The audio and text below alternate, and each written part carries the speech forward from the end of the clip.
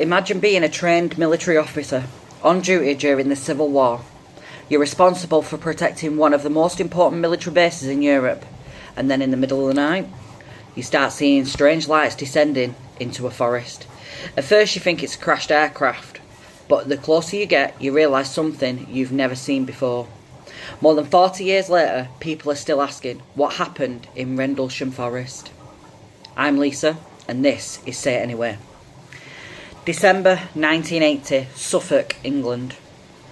Near the twin military bases of RAF Bentwater and RAF Woodbridge. Although located in Britain, these bases were operated by the United States Air Force. The Cold War was at its height. Nuclear weapons were believed to be stored nearby. Security was tight. Personnel stationed here were highly trained, which is exactly why what happened next became difficult to dismiss. Shortly after midnight on December 26, security personnel noticed strange lights beyond the edge of the base. The lights appeared to be descending into the nearby Rendlesham Forest. Their first thought was simple: the aircraft must have crashed. A small team was sent to investigate.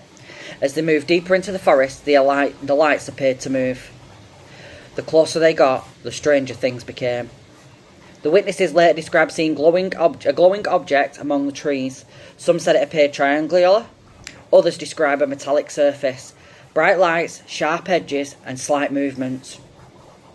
One witness claimed the object seemed to hover before moving away. Another said it appeared to weave through the forest.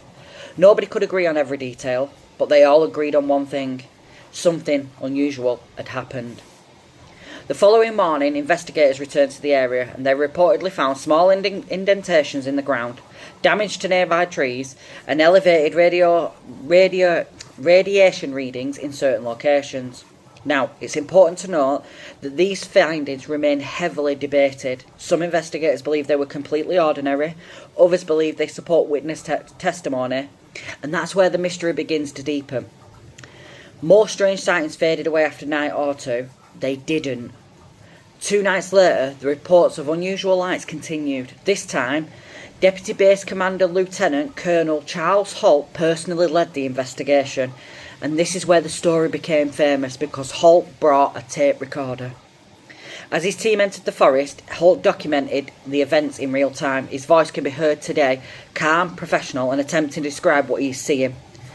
At various points, members of his team report unusual lights, objects appearing and disappearing, bright flashes through the trees.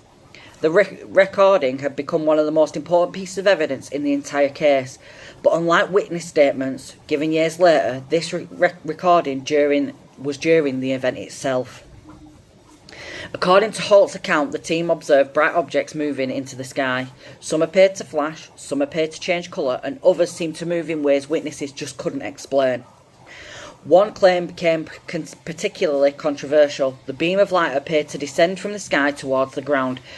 If it's true, it would make the incident extraordinary. If mistaken, it could have had much of a simpler explanation.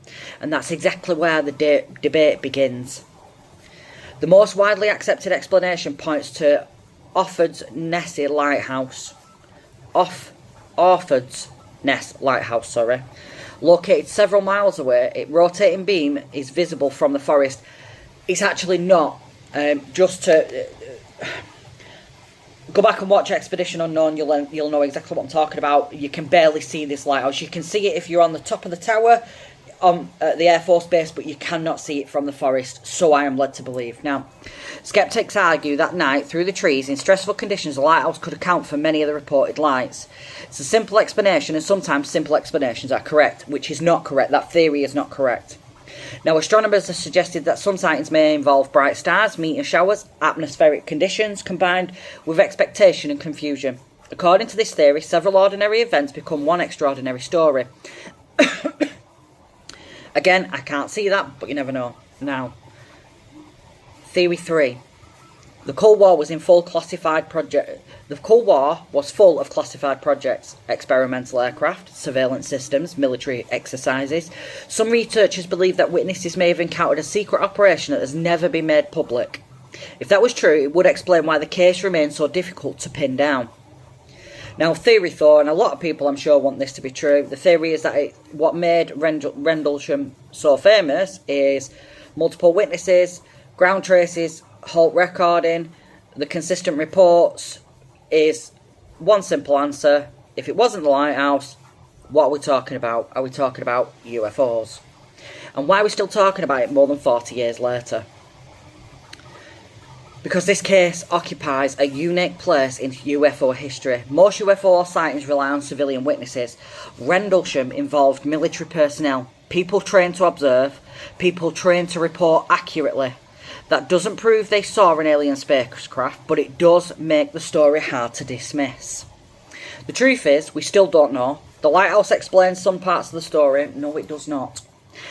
Astronomical explanations account for others, but no explanation has completely satisfied everyone, and that is why Rendlesham remains Britain's most famous UFO case.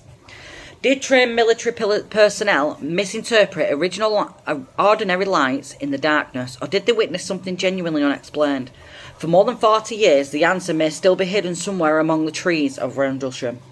A military base, a forest, strange lights in the darkness, and a mystery that refuses to disappear. Whether Rendlesham was misunderstanding, a secret military operation, or something far more stranger, it remains one of Britain's most fascinating stories and unsolved mysteries. Now, maybe this is the end of the story, but the questions don't end. We'll let you decide. This is Say It Anyway. See you again.